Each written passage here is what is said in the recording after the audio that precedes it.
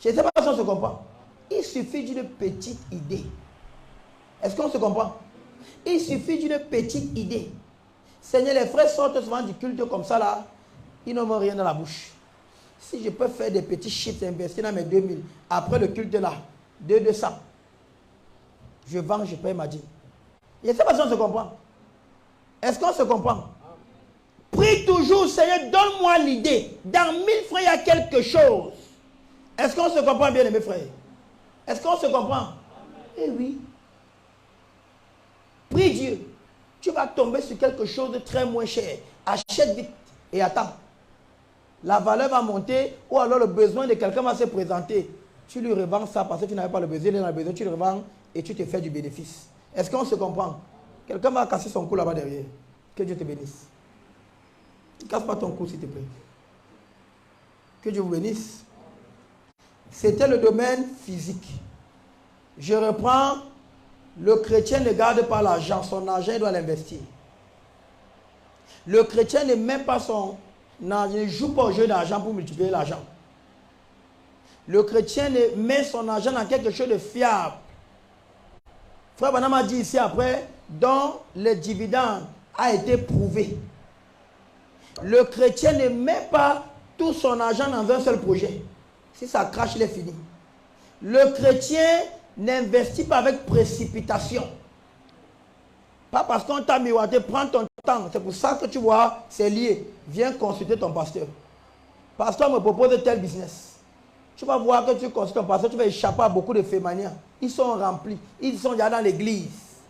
Ne te précipite pas. Prie, va voir ton pasteur. Amen. Vous voyez pourquoi ces alliances sont liées. Le chrétien ne commence pas sa vie par la construction. Amen. Le chrétien ne commence pas par chercher à construire. Il investit d'abord. À moins que c'était la construction du loyer, mais je ne sais pas. Mais il ne cherche pas à se construire d'abord une maison rapidement. C'est le prophète qui l'a dit. J'ai appris ce matin que ce que le guide dit, même si c'est ridicule, je dois croire. Est-ce qu'on se comprend? Le chrétien ne met pas son argent dans les jeux de bourse. Est-ce qu'on se comprend? Maintenant, c'est le guide qui l'a dit. Maintenant, le chrétien a deux sources de bénédiction. Amen. Il a le physique, il a le spirituel. Pendant que tu as investi dans le physique, je suis un peu désordonné, je ne sais pas où j'ai mis la brousse. J'ai jeté ça quelque part. Ah ok, d'accord. Merci.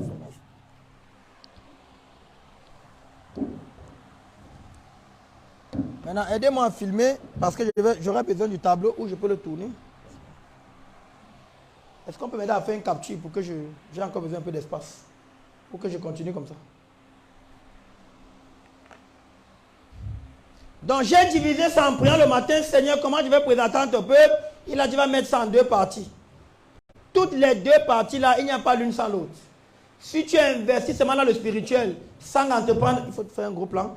Si tu investis seulement dans le spirituel, sans investir dans le physique, Dieu n'est pas un sorcier. Oh, je paye ma dîme. Oh, je donne les offrandes à l'église. J'achète les chairs. J'achète le piano. Je vais dormir chez moi et la maison va venir. Non.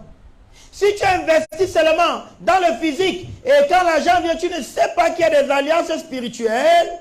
Tu ne sais pas comment venir connecter cet argent à Dieu. Par des actions spirituelles que tu allais étudier, tu auras la malédiction. Ces choses ne vont pas réussir. Amen. Donc le chrétien fait les deux. Il met ses deux mains. Une main dans le physique, une main dans le spirituel. Amen. C'est filmé, frère. Maintenant, ça, c'était l'investissement de domaine physique.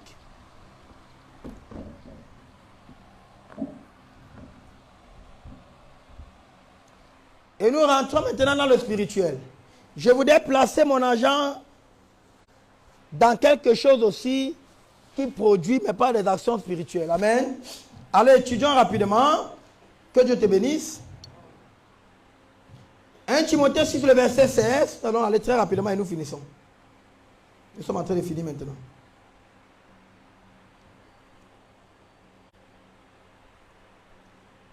« 1 Timothée 6, le verset 17.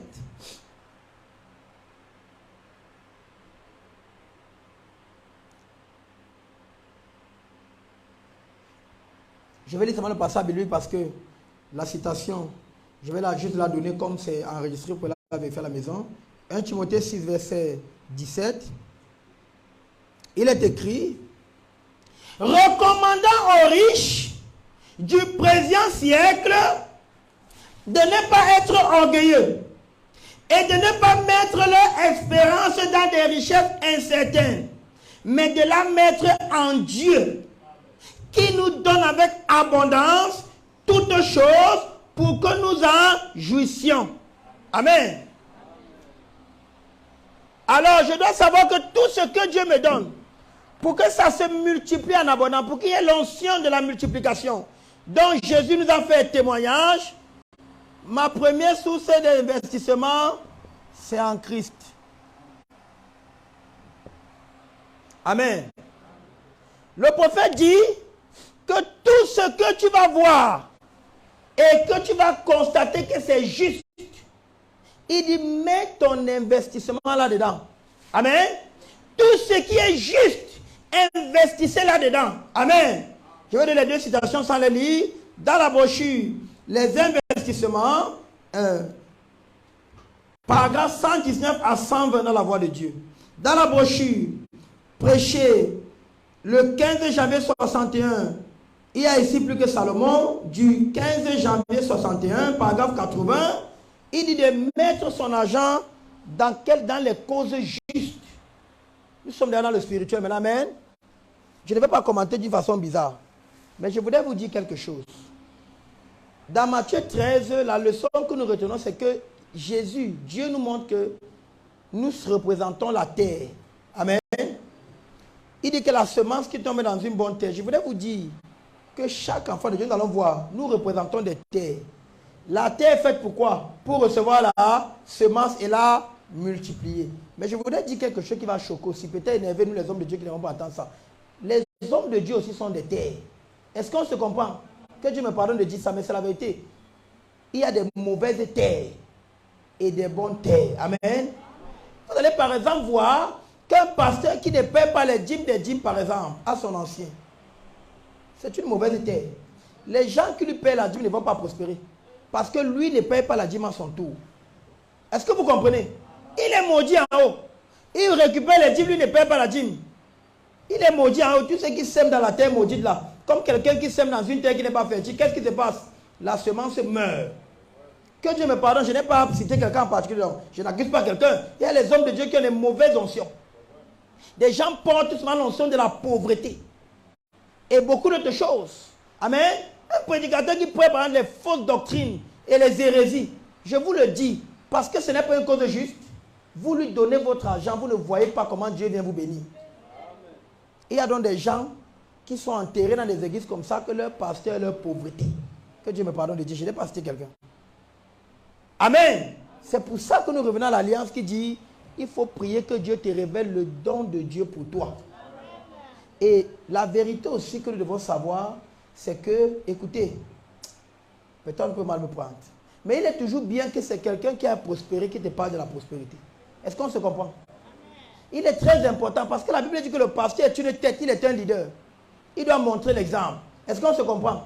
Il doit être devant en toutes choses, pas forcément devant en quantité. Parce que nous arrivons quelque part ici, nous allons parler de la mathématique de Dieu. Amen. Il faut que tu aies des preuves. Quand tu es sous un ministère, frère, fais ta part, obéis, crois, évalue si tu progresses ou pas. Est-ce qu'on se comprend? Amen. Si l'église faisait ça, ça mettrait la pression à nous les hommes de Dieu, de nous mettre à genoux. Je vais par exemple dire quelque chose, c'est une astuce que je donne aux administrateurs, parce que nous parlerons des caisses tout à l'heure de l'église. Quand vous récupérez l'argent de l'église, les dîmes ou les offrandes, c'est une astuce spirituelle que je vous donne. Ne les gardez pas sans prier dessus. Bénissez ça. On a prié à l'église, c'est vrai. Mais ce que vous devez savoir, c'est qu'en tant qu'administrateur, vous avez le mandat dans l'église. C'est pour ça qu'il faut maintenant dire quelque part que les administrateurs peuvent faire fructifier le fonds de l'église en trouvant des bons petits investissements. Oui, ou des placements qui vont suggérer au pasteur afin de grandir les sommes pour ne pas clouer de fardeau l'église. C'est ce que le prophète dit. Priez dessus en tant qu'administrateur, vous avez le ministère des finances et de l'église. Ajoutez pour vous. Seigneur, les dîmes si, bénis. C'est une astuce, ce n'est pas une doctrine. Seigneur, les dîmes si, les offrandes si, tous ceux qui ont donné, que là il y avait la malchance, que ça disparaît, que le grenier s'ouvre. Quand quelqu'un donne à Dieu et il voit les résultats, il a envie de donner davantage. Sauf s'il est vraiment hautement possédé d'un démon que nous allons voir tout à l'heure. L'esprit d'avarice. Amen. Que Dieu te bénisse. L'avarice, chrétien. Nous parlons maintenant de s'aimer spirituellement. Il y a un péché que Dieu déteste. Nous n'en avons pas parlé hier parce que nous étions déjà en retard. Dans les vêtements d'iniquité, regardez ça. Ésaïe chapitre 57, je crois, le verset 17. C'est moi vérifier. Oui, Ésaïe 57, 17. C'est un vêtement d'iniquité qui mène à la ruine. Écoutez ce que la parole de Dieu dit. Vous allez voir que c'est un vêtement d'iniquité. Le nom ne vient pas de moi. Je me suis courroucé à cause de l'iniquité de son avarice. Et je l'ai frappé. Un chrétien qui a la main comme ça ne peut pas prospérer. Amen. Amen. Amen. Proverbe chapitre 11 dit que la main libérale reçoit. Et la main qui se ferme, dit tel qui épargne à l'excès, ne fait que s'appauvrir. L'enfant de Dieu n'est pas un chicha qui attend seulement de recevoir mais qui ne connaît pas donner. Le péché d'avarice est un péché qui mène à la ruine. Voilà Dieu qui te dit ça clairement. Je me suis courroucé par son péché d'avarice et je l'ai frappé. Je me suis caché et je me suis courroucé. Et il a marché dévoyé dans le chemin de son cœur. Seigneur, délivre-moi de l'esprit de chichadise. Les chrétiens qui ne savent pas donner. Depuis que tu es avec lui, tu ne te souviens pas de quelque chose qu'il t'a donné. Tu ne peux pas te rappeler comment il a tendu la main. Il est toujours seulement en train de demander. Frère, tu crois que ce qu'ils te donnent, c'est parce qu'ils ont beaucoup? La vie éternelle, c'est vivre pour les autres. Que Dieu te bénisse. Donne le peuple, et je vais te donner une raison de donner à tes frères si tu ne connaissais pas. Que peut-être c'est même de là que vient ta pauvreté. Et si c'est une raison par la parole, crois. Que Dieu te bénisse. Maintenant, tu ne dois pas être chiche. Tu dois apprendre à ne pas mal donner. Amen. Pourquoi j'aborde le péché de chichadie? Je vais toucher deux points importants ici. Le chrétien à l'église ne sait pas comment on donne selon Dieu. Je veux qu'un frère prenne le micro et me lise 2 Corinthiens 8, le verset 12. Nous allons voir la mathématique de Dieu. Amen. Qu'un frère me prenne la Bible là, 2 Corinthiens 8, le verset 12.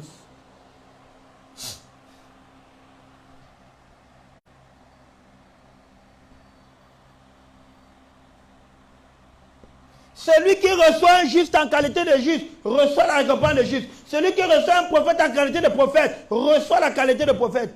L'identifiant de l'onction que porte un enfant de Dieu. C'est pour ça que nous devons être baptisés du Saint-Esprit. Dieu nous révélera qui nous sommes par les onctions que nous portons. Amen. Et quand nous reconnaîtrons les onctions à leur juste valeur, c'est ce que ce passage signifie. Nous recevrons la valeur. Amen. Celui qui reçoit un juste en qualité de juste, reçoit la récompense de juste. Celui qui reçoit un prophète en qualité de prophète, reçoit la proportion là du prophète. Est-ce qu'on se comprend? C'est pour ça que nous avons parlé des dons que Dieu a envoyés. Et il est important, quand Dieu envoie un ministre ici, vous identifiez son ministère. Je vais vous dire pourquoi, mais c'est la pure vérité devant Dieu. Connaître le ministère de la personne vous permet de savoir à quoi vous attendre.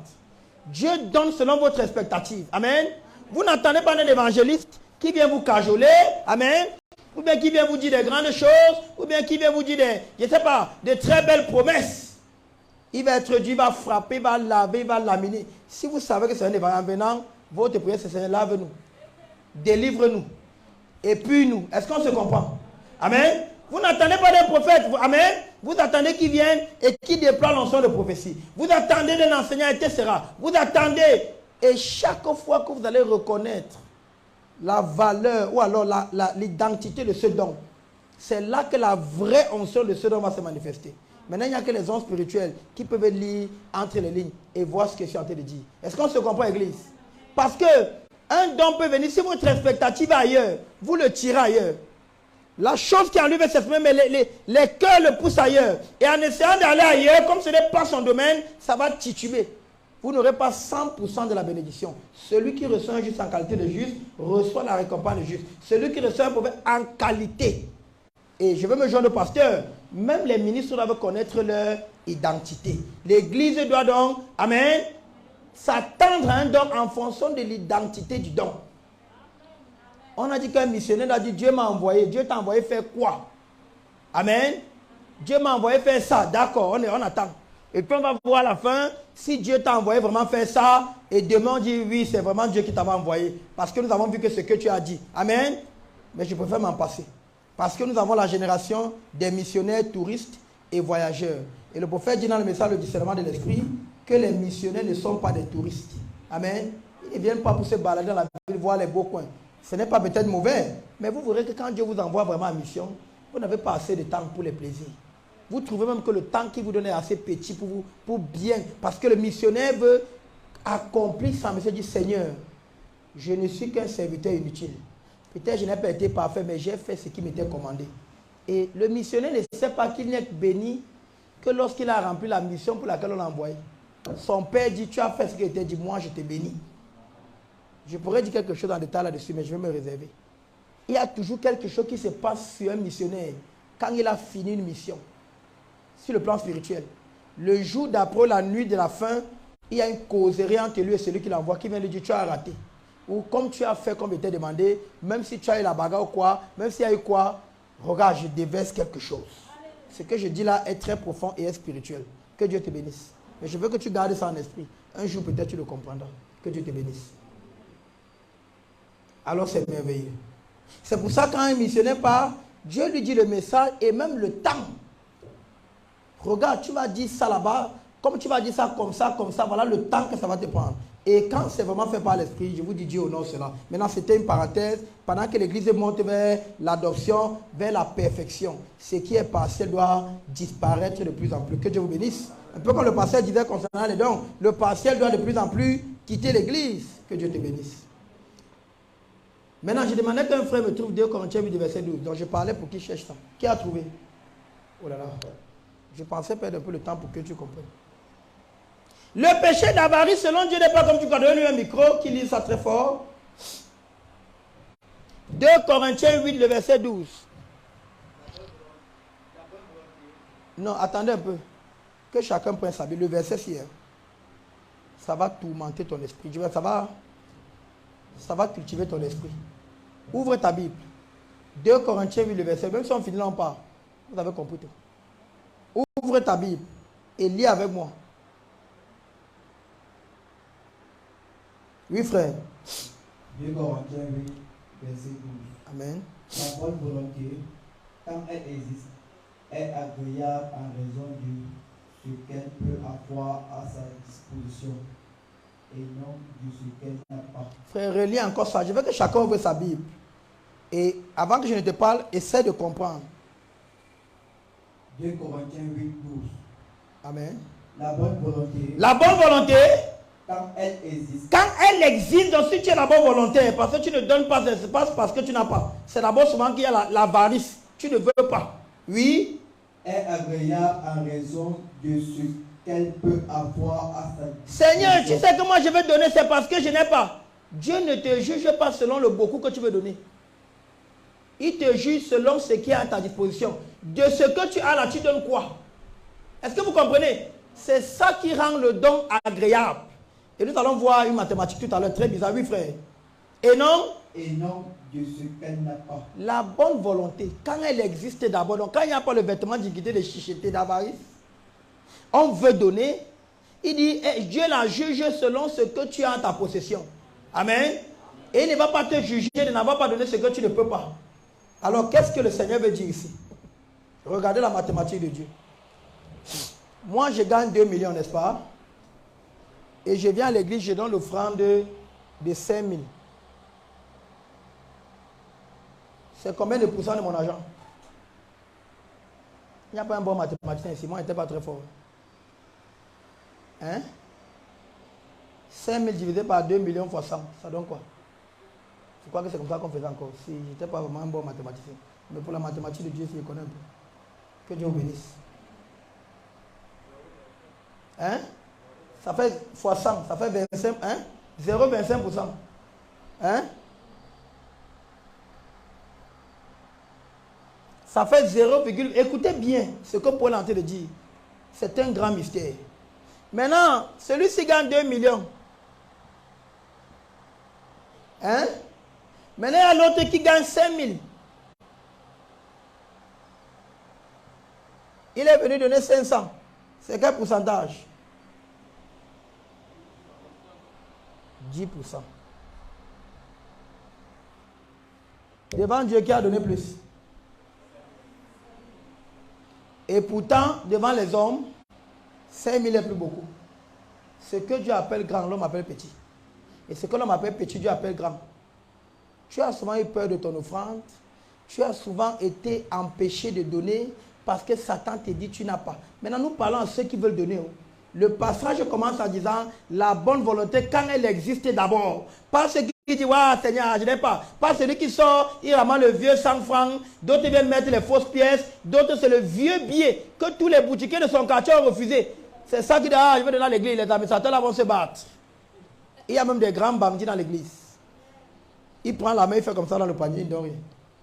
Le haut niveau de la démonologie. Dieu ne te juge pas en quantité. La mathématique de Dieu, c'est en pourcentage. Moi, je t'ai donné 2 millions. Est-ce qu'on se comprend? Quand tu me donnes même 10 000, hein, c'est 0,5%. Parce qu'en fonction de ce qui était donné, moi, Dieu, je te demande de me donner. Tu me donnes 0,5%. Et celui-ci n'a que ses 5 000, mais il aime tellement, il donne 1000 francs. Ça fait 20%. Dans le royaume, il a amassé plus de trésors que celui qui a de la quantité. Si Dieu révélait ça à l'église, ça allait enlever le complexe et la peur de donner. Est-ce qu'on se comprend? Oh, je vais me donner, j'ai quoi? Je vais me donner quoi? Que, quand on met les bénéficiaires, les gens amènent, est-ce qu'il fait partie de gens que Dieu peut bénir? Que dans les gens qui donnent à l'église, moi, on peut même sortir que je donne même quoi? Rassure-toi maintenant, Dieu te dit qu'il juge en fonction de la quantité qu'il t'a donnée. Amen. Mais la deuxième chose, c'est autre chose. Maintenant, j'emporte la responsabilité de ce qu'il veut dire. Sous réserve que le pasteur peut venir corriger ça. Amen. Seigneur, je m'en vais à l'église. Et il est écrit, tu ne te présenteras pas, parce que c'est ce que je comprends dans ce verset. Deux mystères. Je n'ai pas l'espèce. Maintenant, quelqu'un va s'énerver. Dieu n'est pas fou d'avoir parlé du péché d'avarice. J'ai un bon poulet quelque part là. Allez dire qu'il prêche là. Mais je vais quand même lâcher. J'ai un bon poulet bien dodu. Seigneur, je n'ai rien. Mais si je prends le poulet là, je vais aller l'offrir. Ce sera mon offrande. Ton serviteur va manger ça après la prédication. Mon pasteur, je ne dis pas frère William, pardon. Mon pasteur va manger ça un jour. Quand il va rentrer du travail, il sera fatigué. Il va manger. Est-ce qu'on se comprend? C'est une offrande. Le mystère que Paul est en train de dire ici, c'est que qui vous a dit que l'offrande est seulement l'argent? La Bible a dit offrande. L'offrande n'est pas seulement l'espèce. C'est pour ça que tu passes ton temps à donner une offrande pauvre à l'église 50, 25, 100 francs, je n'ai pas. Dieu t'a dit une offrande. Une offrande, c'est quelque chose qu'on offre et qui a de la valeur. Amen. Quelque chose qu'on offre et qui a de la valeur. Maintenant, dans Malachie chapitre 1, amen.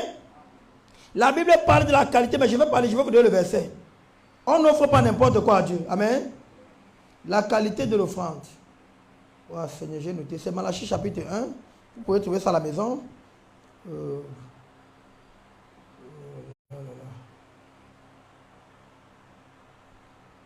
l'ai noté quelque part. Je ne sais pas pourquoi je ne retrouve pas ça. Comme je n'ai pas prévu de lire ça, c'est Malachie. La qualité de l'offrande. Attendez, je vais trouver ça. Je vais vous donner un peu très rapidement. La qualité de l'offrande. Vous pouvez chercher la Malachie 1 si quelqu'un va tomber là-dessus rapidement. Oh Seigneur. Je l'ai ici, je l'ai vu là ce matin. Peut-être que j'aurais mieux fait de chercher même plutôt que de regarder mon cahier. Je l'aurais trouvé plus facilement. Dans Malachie chapitre 1, Dieu se plaint. Hein? Voilà, je ne sais pas, Malachie 1, verset quelque part là. Dieu se plaint de la qualité de l'offrande qu'on lui donne. Donc Paul dit que la bonne volonté, c'est ce que Dieu cherche. Est-ce que tu veux même d'abord donner? En t'accrochant sur les raisons là, est-ce que tu veux même d'abord donner? Amen. Oui, frère, lis-nous un peu là-bas, pardon. Je crois que c'est ça, Malachie. Je veux quand même que tu comprennes. Vous offrez sur mon autel des aliments impurs et vous dites en quoi t'avons profané. Donc on ne paye pas la dîme de la prostitution. On ne vient pas payer la dîme ou l'offrande avec l'argent qu'on a volé. C'est une offrande impure, par exemple. Les pentecôtistes doivent comprendre ça, oui. C'est en disant, la table de l'Éternel est médusable. Oui. Quand vous offrez Quand vous offrez en sacrifice un sacrifice, une bête aveugle, une bête aveugle, n'est-ce n'est-ce pas mal? pas mal? Quand vous en offrez Offrir veut dire quoi l'offrande, hein? Quand vous en offrez une boiteuse Quand vous en offrez une bête boiteuse ou un film, ou un film, n'est-ce pas mal? que Dieu te bénisse. Je voulais que vous voyez ça. Dans le verset 12 de 2 Corinthiens, si Paul te révèle ces deux aspects, c'est comme ça que moi j'ai compris. Le Seigneur m'avait dit, ouvre un peu, j'ai ouvert ma Bible, il dit, regarde le verset-ci. Et la voix de l'Esprit m'a dit, regarde ce qui est caché là. Et c'est comme ça que j'ai compris ce verset. Tu dois donner en pourcentage. C'est ton pourcentage que Dieu compte, mais tu ne dois pas donner seulement l'argent à Dieu. Tu dois regarder autour de toi chaque fois que tu viens à l'église. Parce qu'il est écrit, Exode 34, le verset 20, personne ne se présentera devant ma face les mains vides. Le chrétien ne sait pas que l'offrande du service le connecte à l'onction du service. L'offrande là, les pentecôtistes ont compris, j'ai testé ça. Quand tu viens à l'église, tu ne donnes pas une offrande, frère. Tu as manqué une grosse partie. Parfois, tu as même manqué tout le service là.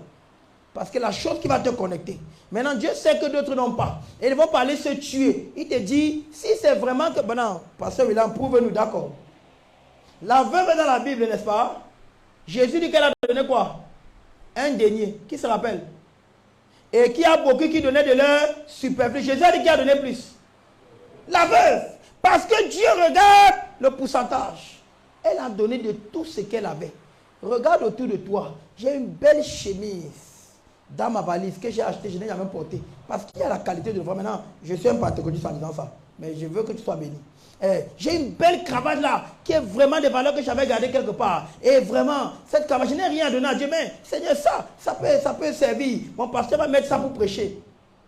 Viens et donne-le comme offrande. Je ne veux pas dire plus. J'ai dit sous réserve que ton pasteur va équilibrer. C'est comme ça que le Saint-Esprit, ou alors que j'ai compris ce passage, le jour où le Seigneur me l'a révélé. Si le chrétien comprend le passage là, il n'y aura donc plus un chrétien qui va venir à l'église et dire je n'ai pas l'offrande. C'est ce que Paul est en train de dire. Tu n'auras plus jamais une raison de dire hey, pasteur, je ne sais pas parce que je n'ai pas. Parce qu'il y a toujours une offrande à côté de toi. En fonction de ce que tu as et non de ce que tu ne peux pas avoir. Que Dieu te bénisse. Amen. Et il faudrait qu'on comprenne ça. Que Dieu te bénisse richement. Maintenant, nous lisons rapidement la citation dans questions et réponses. Donc, nous avons vu que Dieu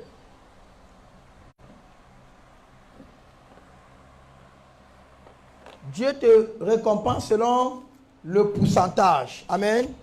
Ça, c'est dans le spirituel. Selon le pourcentage et non la quantité. Amen.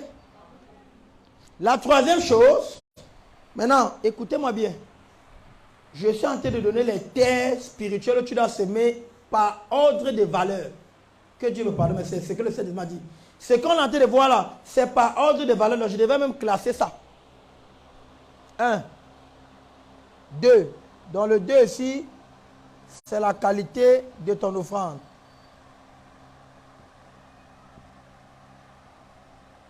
Tu donnes les vieux billets déchirés, les vieilles pièces. Tu es toujours en train de dire 100 francs. Mais tu demandes à Dieu les millions, il ne te donnera pas. Quand tu fouilles ta poche, tu écartes les billets. Tu pousses les billets à côté. Tu cherches le nouveau 50, le nouveau. Il connaît le nouveau 100 francs. Que Dieu te bénisse. C'est le péché d'avarice. Est-ce que quelqu'un me comprend?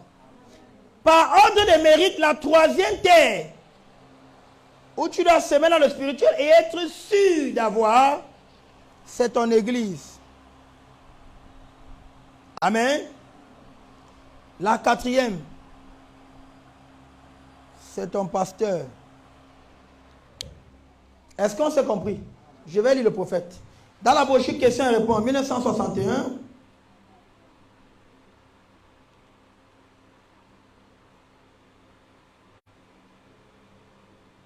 « 1961,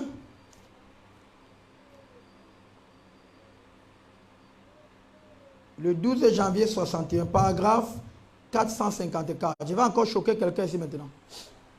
Amen.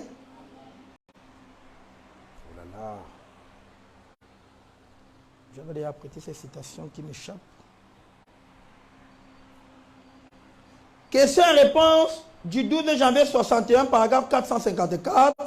Nous voulons voir l'ordre de semer. Paragraphe 354. Que Dieu te bénisse. Paragraphe 454, pardonnez-moi.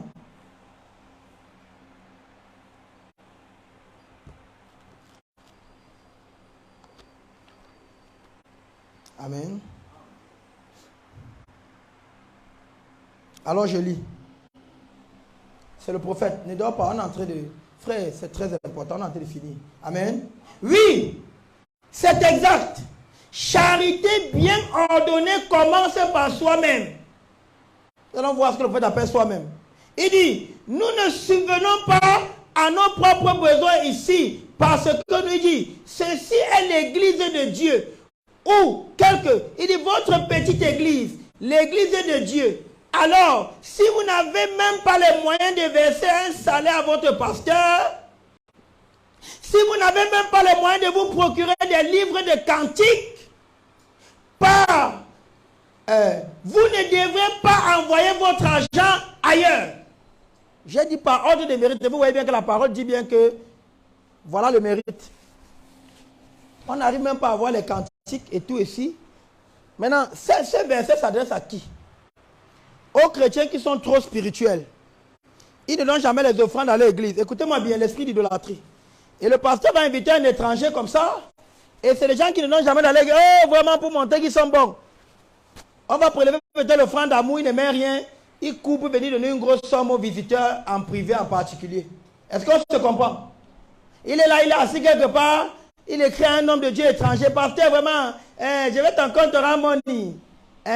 Je vais t'envoyer un peu 50 000 là. C'est un mercenaire qui ne va pas te réprimander. Frère, avant de m'envoyer les 50 000 là, est-ce que tu es sûr que tu as regardé dans ton église et tu n'as pas vu un bien utile? Est-ce qu'on se comprend? Le prophète dit qu'avant de donner ailleurs, regarde d'abord ton église. Ce n'est pas comme si l'église ne va jamais subvenir à tous ses besoins. Vous comprenez ce qu'il veut dire? Mais le prophète parle des besoins utiles. Par exemple, le b.a.-ba. Vous n'avez même pas encore, par exemple, les cantiques. Peut-être qu'à l'église, on a encore besoin des chaises. Peut-être quand les gens sont nombreux, les chaises ne suffisent pas. Et je me mets à vouloir jouer le bon membre. J'envoie l'argent à tel pasteur. J'envoie l'argent à tel pasteur. Dieu dit, la parole dit que c'est un mauvais placement. Et pourtant, tu as envoyé un homme de Dieu. Mais tu n'as pas respecté la hiérarchie spirituelle. Il dit ensuite, est-ce que l'église est capable de payer son pasteur un salaire? Avant de jouer les grands financeurs. Oh, je finance l'œuvre de Dieu. Amen. J'ai envie de mettre ça comme ça parce que c'est lié. Amen.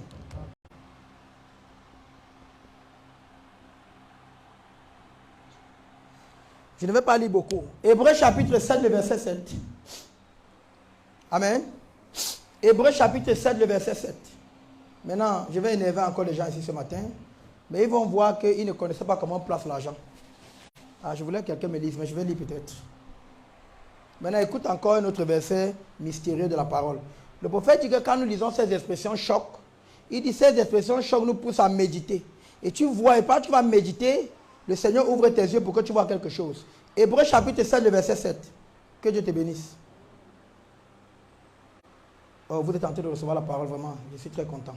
Parce que là, l'onction va vraiment vous apporter, vous guider vers la prospérité financière. Maintenant, lisons Hébreux 7, verset 7. Or, c'est sans contredit l'inférieur qui est béni par le supérieur. Est-ce qu'on se comprend? Réfléchissons encore là-dessus. Un deuxième verset bizarre. Paul dit que sans argument, sans débat, il n'y a pas de débat. Hein? L'inférieur ne peut pas bénir le supérieur. En d'autres termes, quand tu dis à ton pasteur, Dieu te bénisse là, ce n'est pas que ta parole n'a pas la bénédiction. Mais tu es en train de jeter une goutte d'eau dans la mer. Est-ce que vous comprenez ça? C'est plutôt toi qui as besoin de recevoir la bénédiction. Écoutez-moi attentivement. Nous parlons là de l'alliance. C'est quelque chose qui se cache à l'intérieur. C'est le pasteur qui peut te béni parce que c'est lui l'onction supérieure. Tu ne peux pas le bénir. Lui dit Dieu te bénisse, c'est pas que tu vas dire Dieu te bénisse à ton pasteur, parce que souvent on comprend les gens mal. Oui, Dieu te bénisse, d'accord. Le prophète dit que quand on expose les démons, les faces changent. Mais je ne veux pas dire quelque chose. C'est comme si les gens ici qui trouvent que c'est mal de donner à leur pasteur. Tuez vos esprits. Amen. Si vous voulez être pauvre, restez dans ce que vous croyez. Mais soyez au moins au courant que c'est l'une des causes de votre pauvreté. Et s'il y a un esprit en vous qui sent toujours mal quand je le donne au pasteur, vous pensez que le pasteur William est venu ici prêcher quelque chose. Je suis là pour prêcher la parole. Ça veut dire que je ne peux pas le dire pour rien. Dis à ton démon, fiche-moi le camp. Tu ne veux pas que je croie la parole. C'est le pasteur qui peut te bénir. Est-ce qu'on se comprend? Parce que c'est le pasteur qui peut te bénir, c'est toi qui dois chercher une voie de connexion pour qu'il te bénisse, pour qu'il dise Dieu te bénisse, pour qu'il prie pour toi. Amen. Donc, ce n'est pas le pasteur qui doit te donner. Quand tu es à l'église et tu es tout le temps en train de recevoir du pasteur, c'est ta pauvreté. Parce que ton Dieu te bénisse là, ne lui sert à rien. Je ne parle pas sur le plan physique, je parle sur le plan spirituel. L'onction, Paul dit, c'est sans contredire l'inférieur qui est béni par le supérieur. Maintenant, le pasteur a assez de Saint-Esprit pour savoir parfois quand il peut donner un coup de pouce. Mais je crois que vous me comprenez très bien. Mais toi, le chrétien, ne viens jamais t'asseoir à l'église et juste parce que tu attends que le pasteur sera ta source de revenus. Tu n'es pas un homme d'affaires sensé. Un vrai chrétien, parfois, ne prend pas le don que le pasteur lui donne. Maintenant, ça semble bizarre. La pauvreté, c'est un esprit, c'est un démon qui renverse ton intelligence comme ça. C'est pourquoi Paul dit dans Romains chapitre 12, il dit quand vous venez à Dieu, il dit soyez transformés par le renouvellement de l'intelligence. Tu es venu païen, tu avais l'intelligence maléfique. Ça voyait les choses au sens contraire. C'est pour ça que les résultats sont contraires. Et tu refuses, tu bagarres dans ton cœur de tourner ça comme ça. Le résultat inverse que tu veux aussi ne viendra pas. Que Dieu ait pitié de toi. Amen. C'est libère ton cœur. Amen. Je ne suis pas venu prêcher que le pasteur ne te donne plus. Je suis venu te dire que veux-tu continuer de demander ou un jour veux-tu être indépendante? Veux-tu devenir une femme d'affaires? Veux-tu devenir Suzanne? Qui au lieu d'être celle qui appelle toujours, qui attend, qui demande, qui ne vit pas sans l'espoir du pasteur, peut devenir maintenant celle qui devient une source aussi de bénédiction pour l'église. Libère ton cœur, sœur. Que Dieu te bénisse. Amen. Donc, apprends à donner à ton pasteur. Même s'il a beaucoup. Donne-lui. Fais ta part. C'est toi qui cherches la bénédiction. Son Dieu te bénisse n'est pas ton Dieu te bénisse. Ça porte l'onction. Que Dieu te bénisse. Je vais courir. Nous parlons des investissements. En troisième position ou en cinquième position, amen, tu dois investir dans les missionnaires. Si l'évangile n'avance pas, c'est parce que l'église du temps de la fin est très chiche. Et c'est toujours l'occasion pour moi de dire à l'église du message que Dieu nous fasse grâce. La honte de la pauvreté est sur nous. Dans ce message, on connaît seulement citer l'écriture, on ne connaît pas donner aux serviteurs de Dieu. On ne connaît pas pouvoir aux besoins des saints. Vous savez, quand un missionnaire se déplace parfois, je vais prendre par exemple mon cas ce matin, je n'ai pas parlé avec ma femme au téléphone, allô, depuis que je suis ici. Je n'ai pas le temps. Je lui ai à peine répondu. Si je vous montre mon WhatsApp, tu vas voir que le dernier message qu'elle m'envoie, c'est un point d'interrogation que je n'ai pas pu répondre. Le pasteur va témoigner ici maintenant.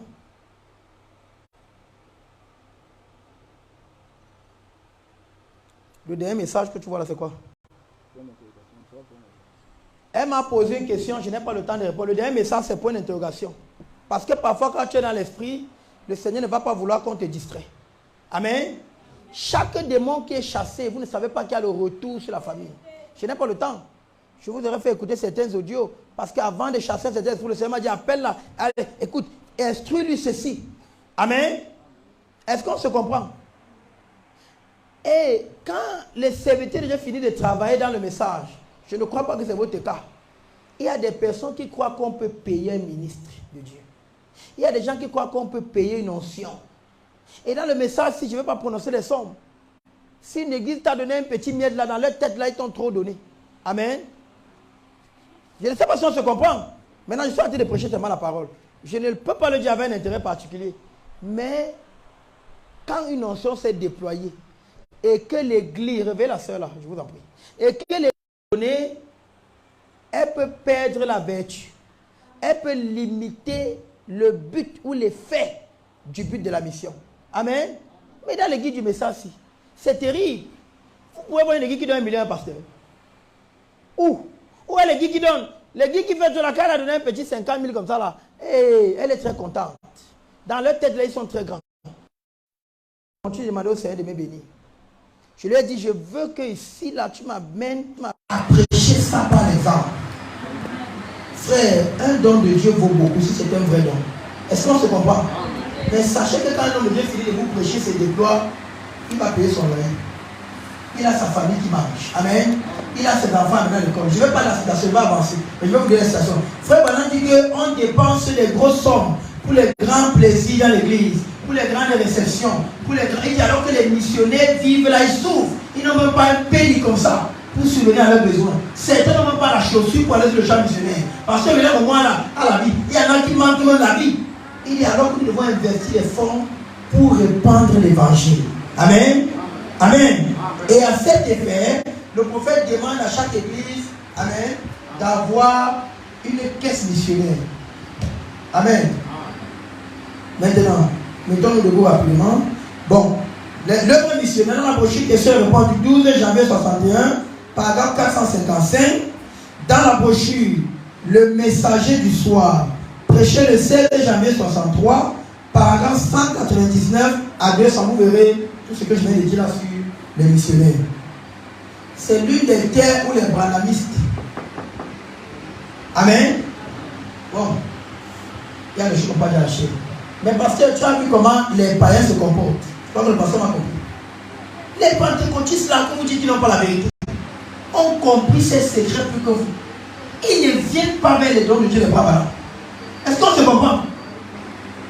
Ils ne connaissent pas comment tu peux venir recevoir l'onction de Dieu, tu dis l'onction partie sans te connecter. Frère, c'est la vérité, c'est biblique. Amen. C'est biblique. On ne vient pas devant le don de Dieu les bras ballants. C'est biblique. Prenons le passage. 1 Samuel chapitre 9. 1 Samuel chapitre 9, verset 7. On va pas dire maintenant, on avance. Je veux qu'on finisse. Maintenant, en dehors de ton pasteur, sur le plan particulier, des missionnaires ou l'œuvre missionnaire, amen, nous devons soutenir les missionnaires. L'église, faut maintenant dire dans cette station, l'église doit ouvrir un fonds. C'est pour ça qu'il y a la caisse missionnaire. Et la caisse missionnaire, vous devez contribuer. Maintenant, quand je vais commenter les caisses de travail, vous ne pouvez pas lire. Paul avait instruit pour le fonds missionnaire que chaque dimanche, il dit que chacun apporte ce qu'il a gardé chez lui depuis la semaine. Donc, à partir de lundi, chacun chrétien dans ce que Dieu ne doit ouvrir. J'ai payé ma dîme. Parce que le franc du culte, je sors une partie comme ça pour le franc missionnaire de dimanche. Ça, c'est d'abord le franc missionnaire local. Une caisse missionnaire ici, où demain, si vous voulez évangéliser, vous voulez faire les tracts. Est-ce qu'on se comprend? L'église ne va pas venir vous dire contribuer. Il y a un fonds missionnaire. Amen. On peut pas vous faire les tracts. Il y a parfois, pour la cause de l'évangile, on va envoyer peut-être un diacre aller visiter tel frère, aller essayer de secouer un jeune converti pour le fortifier. Il n'y a pas de transport. Vous n'attendez pas que c'est le pasteur qui sort de sa poche. Ce sont les bénédictions que vous manquez. Là-bas, c'est l'œuvre missionnaire. Il faut maintenant qu'il faut un fonds à l'église. Et chaque chrétien doit savoir que quand il vient ici, il ne vient pas seulement de le franc du service. Il doit avoir chaque dimanche, il faut la dire le premier jour de la semaine, je vais vous donner le passage tout à l'heure. Il doit apporter chez lui quelque chose qu'il a gardé pour les libéralités, pour le fonds missionnaire. Est-ce qu'on ne se comprend pas l'église? Amen. Parce que vous voyez dans ce trou-là, il y a beaucoup qui ne connaissent pas la signification, et beaucoup qui ne sont jamais approchés. J'essaie de vous dire qu'ils ne sont pas là au vide. Et que c'est une poche de bénédiction parce que tu ne t'en approches pas, tu manques la bénédiction. Que Dieu te bénisse. Mais il y a les hommes de Dieu en général. Amen. Apprenez à faire des dons aux hommes de Dieu. Chaque personne qui porte la parole de Dieu, qui porte l'onction, apprenez à leur faire des dons. Frère, vous ne savez pas ce que vous gagnez. Amen. Vous ne savez pas le résultat d'un don à un vrai serviteur de Dieu. Est-ce qu'on se comprend? Amen. Je vais lire rapidement la parole dans 1 Corinthiens 9, le verset 11 à 14. Je veux lire ça. Amen.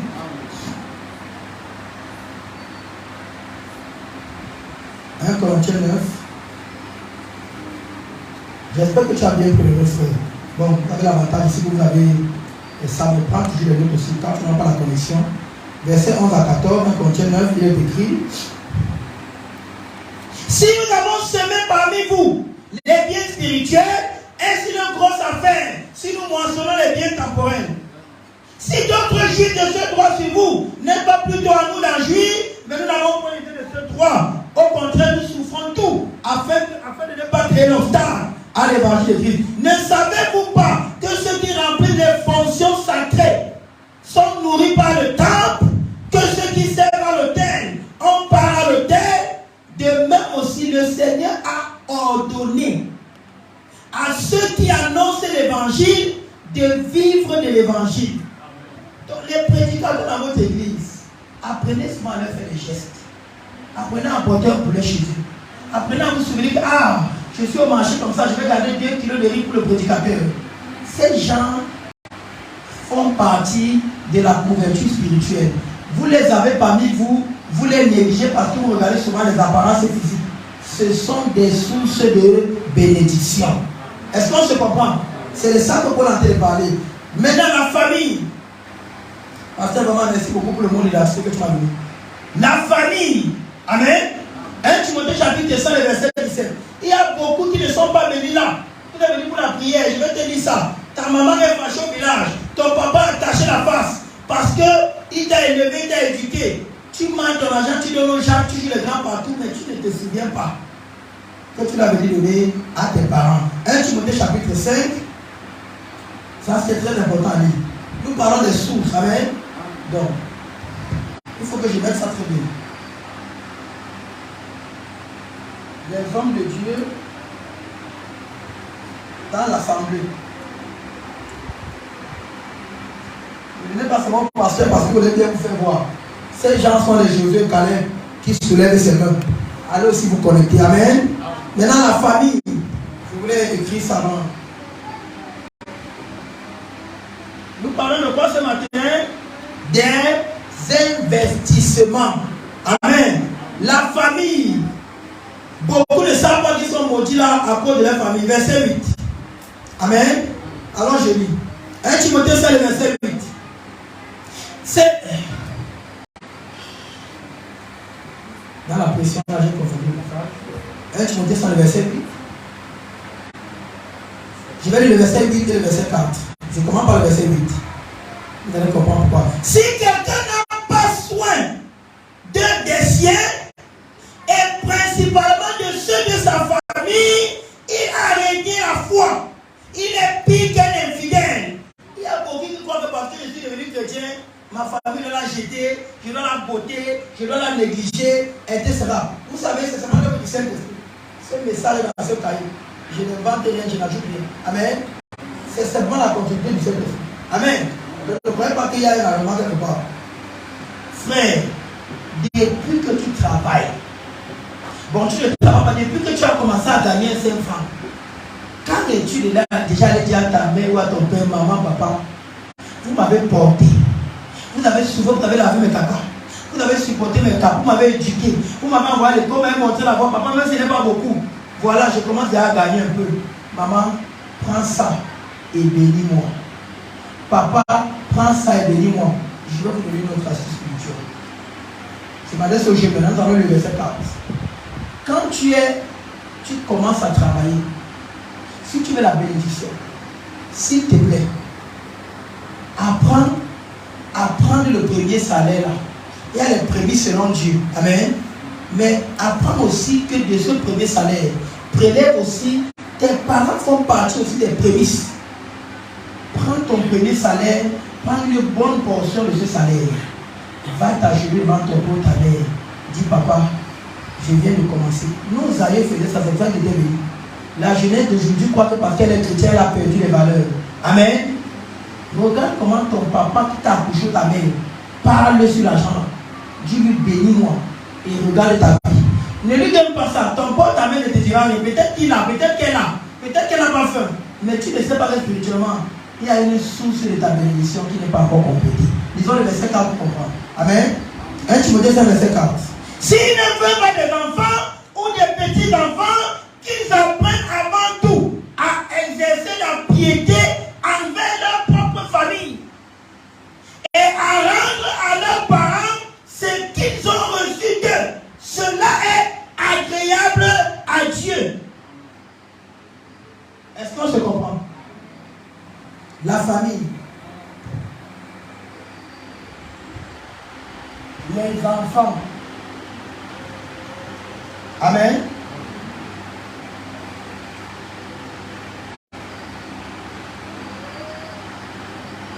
Ça, c'est vraiment important qu'il fallait que je dise. Parce que si je ne donne pas tous les terres. Amen. Les enfants que nous voyons là, nous ne savons pas que c'est une grande source d'onction. Amen. Luc chapitre 18, le verset 10, je vais lire rapidement. Nous pouvons nous lever, nous allons finir. Luc chapitre 18, le verset 10. Comme le mot, je vous en prie, nous allons finir. Comme ça, vous expliquez que j'ai arrêté. Le Seigneur nous fait vraiment plus de temps. Bon, je vais lutter vraiment que nous saurons plus de ce temps. Je ne voulais vraiment pas dire 30 ans, parlez-moi. Matthieu chapitre 18, le verset 10. Là, je vais l'apprécier un peu. Parce qu'il ne faut pas vous fatiguer dans la parole. On a une semaine costaud. Que le Seigneur révèle les forces à chacun de vous au nom de Jésus-Christ. Vous ne dites pas Amen. Vous savez, c'est pour vous. Je me dis, Seigneur, s'il y en a une portion, tu peux te fâcher, mais je dois aussi abuser. Vous dites Amen.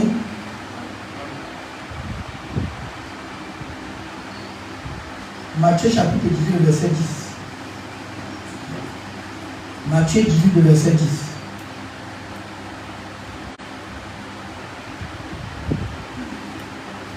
Gardez-vous de mépriser un seul de ces petits. Gardez-vous de les traiter n'importe comment. Amen. Gardez-vous de mépriser un seul de ces petits, car je vous dis que les anges dans les cieux voient continuellement la face de mon Père qui est dans les cieux. Tu comprends la portée spirituelle? Quand le cœur d'un enfant est content, quand vous faites des dons à ces petits innocents, quand il dit je suis jeune administrateur, d'avoir parfois en fin d'année des cérémonies, organiser, créer un fonds, consulter les parents, faites quelque chose, distribuer les cadeaux aux enfants. Faites-les rire. Laissez-les être contents de dire des choses de bien de vous. Leurs anges vont faire le rapport.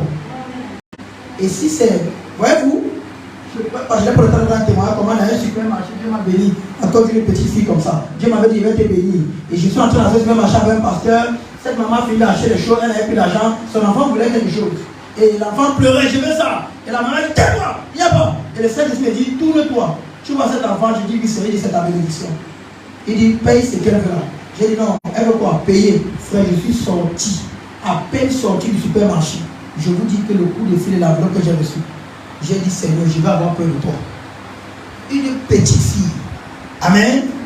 Les enfants que nous voyons de parmi nous là sont des sourds. Vous savez pourquoi? Ils sont pieux. Leur esprit est encore plus.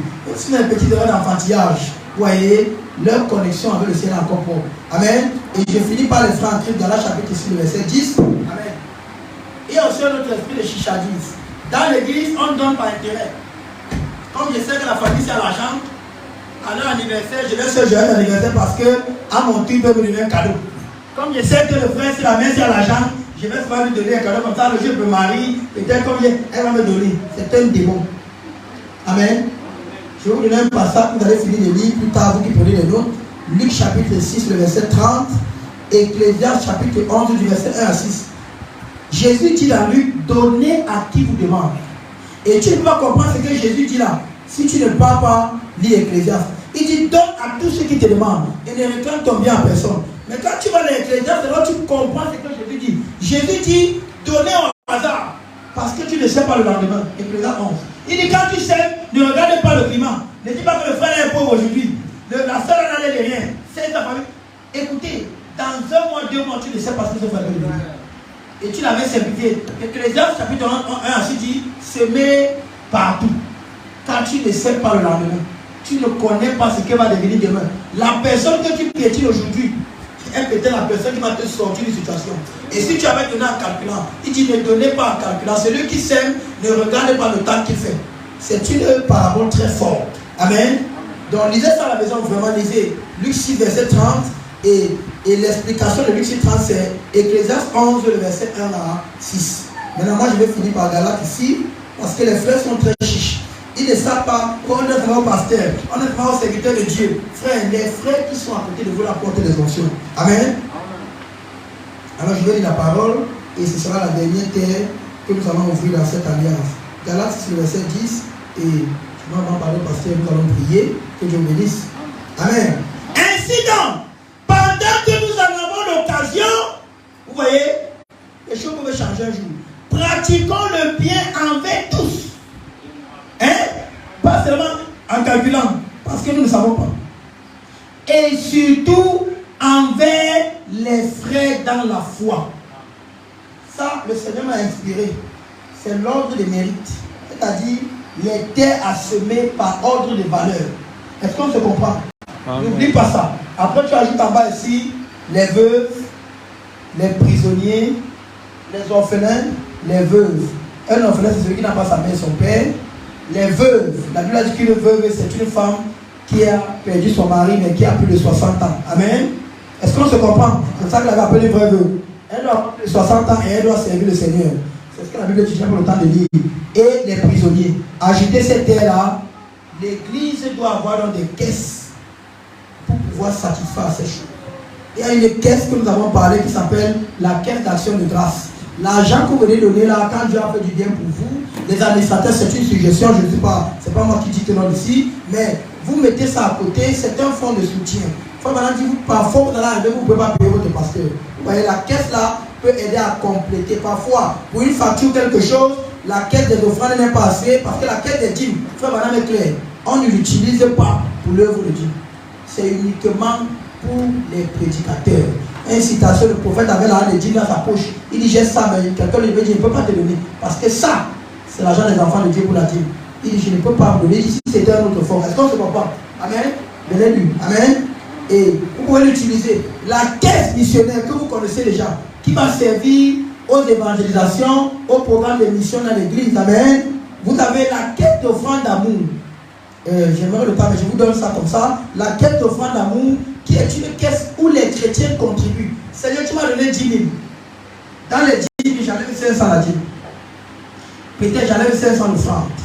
Seigneur, j'enlève 500 l'action de grâce. Ou alors je laisse certains témoignages. Seigneur, je prends 500 pour la mission que je vais donner dimanche. Seigneur, je prends 500 que je vais mettre dans la caisse d'offrande d'amour.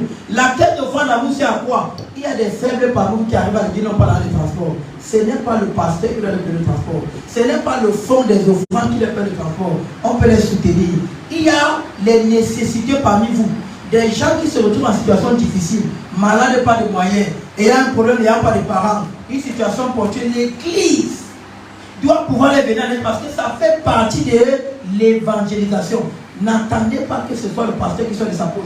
L'église, ce sont les administrateurs qui essayent de mettre ça en œuvre. Amen. Donc, vous avez la caisse des dîmes qui est pour le pasteur et les autres. Il y a la caisse missionnaire qui va servir à l'œuvre missionnaire.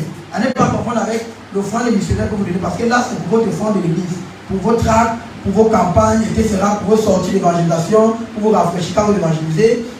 La caisse d'action de grâce, nous avons vu que c'est un booster. Quand tu donnes les actions de grâce ici, ça peut aider, c'est une caisse de support. Amen. Dans cette année, le Seigneur m'a révélé ça, je partage avec vous.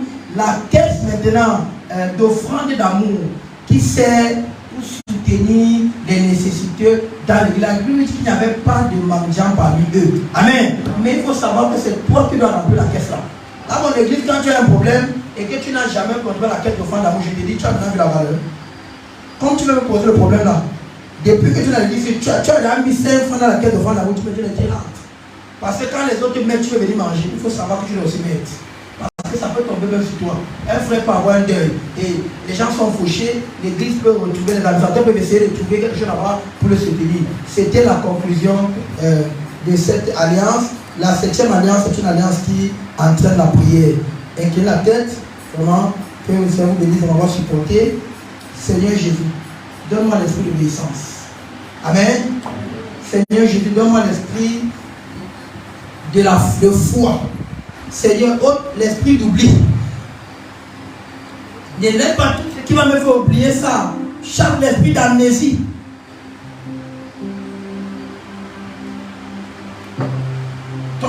m'as parlé.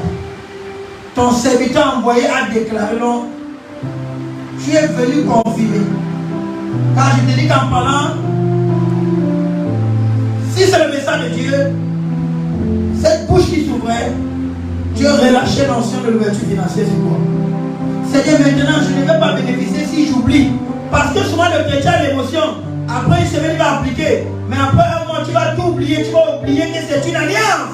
Et l'alliance, dès que tu la rends, Dieu n'est plus là. Oh, que le Seigneur te bénisse.